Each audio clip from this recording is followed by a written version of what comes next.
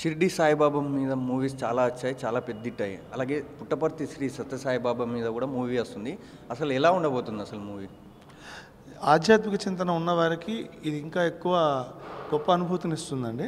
అలా లేని వాళ్ళకి ముందు ఈ సినిమా గురించి, ఈ సినిమాలో ఉన్న దైవత్వం గురించి ఆలోచింపజేస్తుంది అని ఇది నా అభిప్రాయం అండి.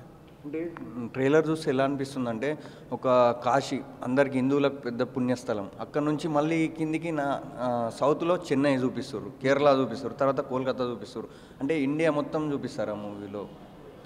అవునండి, అవును. ఇప్పుడు పుట్టపర్తి సాయిబాబా గారి భక్తులు రాష్ట్ర వ్యాప్తంగా కాదు, దేశవ్యాప్తంగా, ప్రపంచవ్యాప్తంగా ఉన్నారు. వాళ్ళలో ఒక ఉత్తమమైన భక్తుల కథల్ని ఎంచుకొని ఈ సినిమా తయారు చేయడమైంది. సో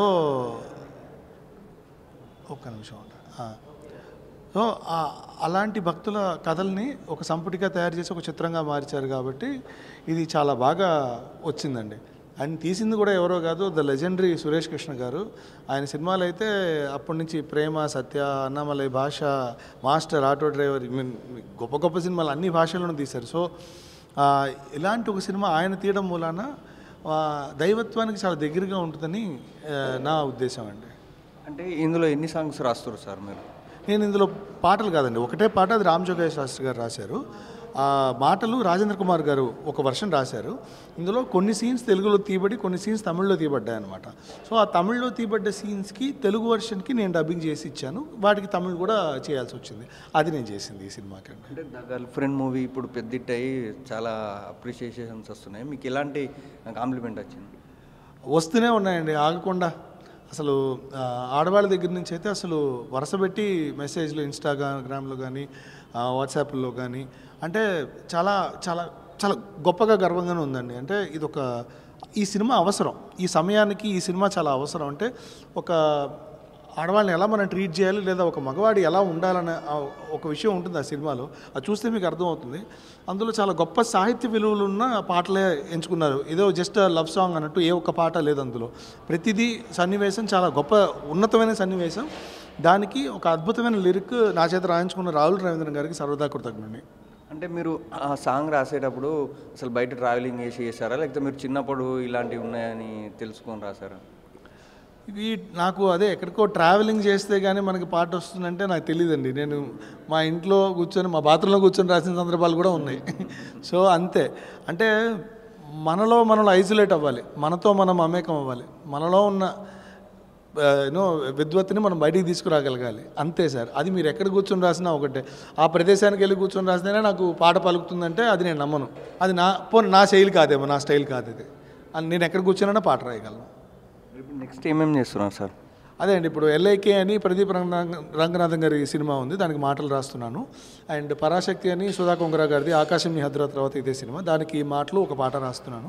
స్ట్రైట్ సినిమా ఒక 3 ఫిల్మ్స్ ఉన్నాయి, దానికి మాటలు రాస్తున్నాను.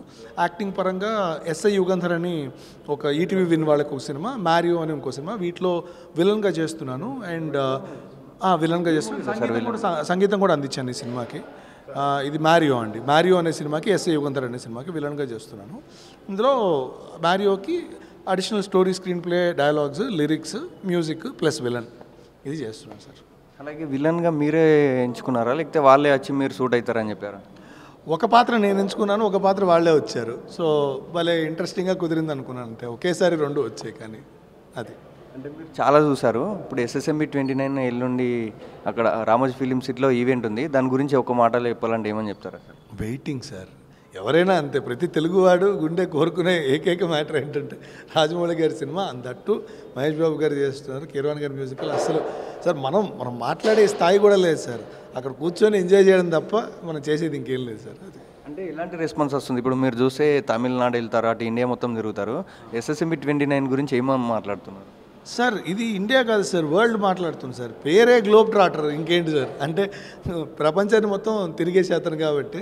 సో ఖచ్చితంగా ఈ సినిమా ప్రతి ఫిల్మ్ ఫెస్టివల్లోనూ తిరుగుతుంది, ప్రతి అవార్డు కొడుతుంది, అది అందులో డౌటే లేదు. And that I'm so happy. నాకు చాలా ఇష్టమైన మహేష్ బాబు గారు రాజమౌళి గారితో కలిసి పనిచేయడం అన్నది అసలు mind blowing combo. I'm really eagerly waiting for this. Prithviraj గారిది చూశారు కదా, అది ఎలా అనిపించింది SSMB 29? చాలా బాగుందండి. నన్ను ఇంక వీటి గురించి అడగాల్సిన అవసరం లేదు. మీరు ఏమడిగినా నేను బాగుందనే చెప్తాను. ఆయన నుంచి ఏది వచ్చినా అది అలాగే గొప్పగానే ఉంటుంది. సో